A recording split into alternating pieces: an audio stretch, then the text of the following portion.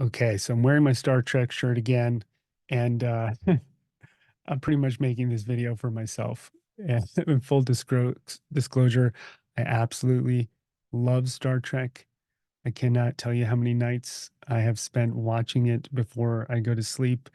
There's something about particularly the next generation, Captain Jean-Luc Picard, Patrick Stewart is the actor. It's from the late 80s, early 90s. That just puts me at ease. And I want to talk a bit about the connection between Star Trek and the idea of it and consciousness and the awakening of consciousness. What do those have to do with each other? And second of all, not all Star Treks are created equal. I won't go down that rabbit hole with you too far. This isn't a Star Trek show, but some newer ones, which I still like, are very kind of violence based, a lot of fighting and drama.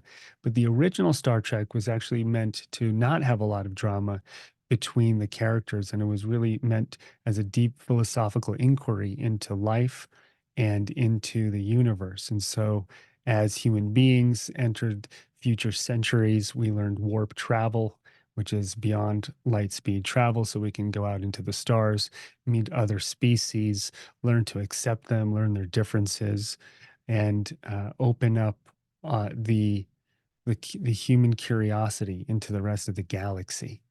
And I just love that. I have a deep desire to travel into space and to see other stars and planets. And it's wild to me that we're stuck on one planet out of trillions, and there's just so much to see. So, when it comes to personal growth and the awakening of consciousness, I see Star Trek as an incredible inspirational impetus and creative force for humanity of what's possible in the future. One thing in Star Trek is there's matter replicators, and so there's no money. There's no, we're not fighting over resources anymore because we can replicate any resource or mine infinite asteroids. And so the issues of the human condition have shifted to purpose. All right, so if I'm not constrained by having to work or resources, what am I going to do with my life? And that's what Star Trek is about. A group of people have decided that they want to explore the galaxy, meet other species, and see what's out there. And in that there's self-discovery. So, for example, in Star Trek Next Generation, there is Counselor Troy. She is the captain's right hand person. She's a telepath and an empath.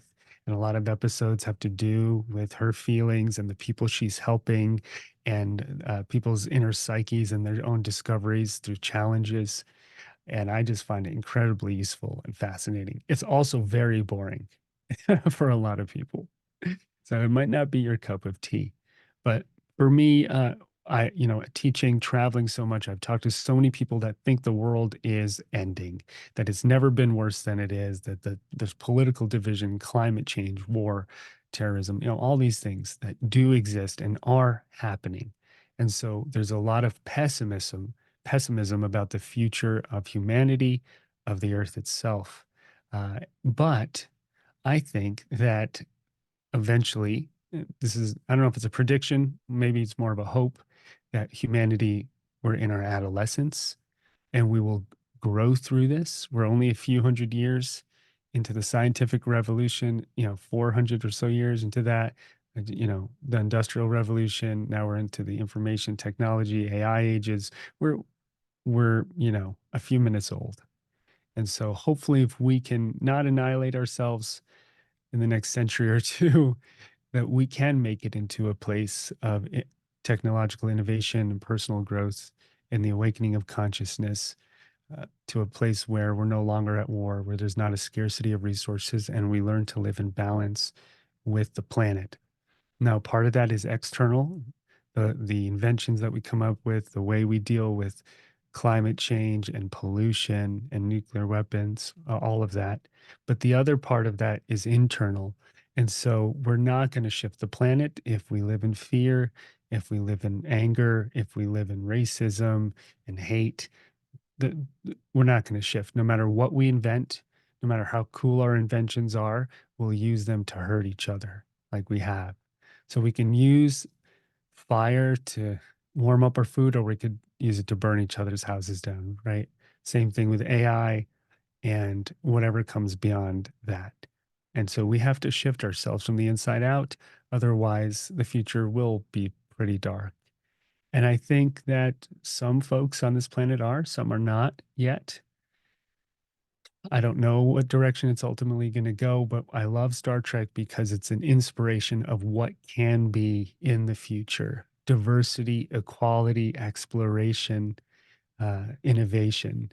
And it's a big universe out there. Who knows what other brothers and sisters we'll meet in our own galaxy and beyond one day that will help us evolve or will help them evolve as long as we can grow beyond our own selfishness. So I am hopeful. Maybe it's because I watch too much Star Trek. And uh, I hope that was a little insightful for you. Don't be so pessimistic. You know, I understand all the issues in the world. They're very, very real. But at the same time, if you just absorb the news, it's you take 7, 8 billion people and you take in the 10 worst things that happen every day. And that's hard for the psyche to handle. But the truth is, there's also a lot of really amazing things happening on this planet, a lot of healing, a lot of innovation, a lot of spiritual growth and awakening.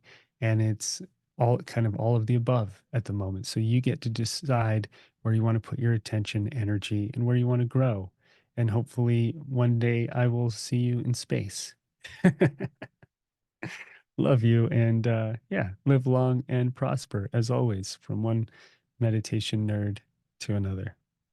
See you soon.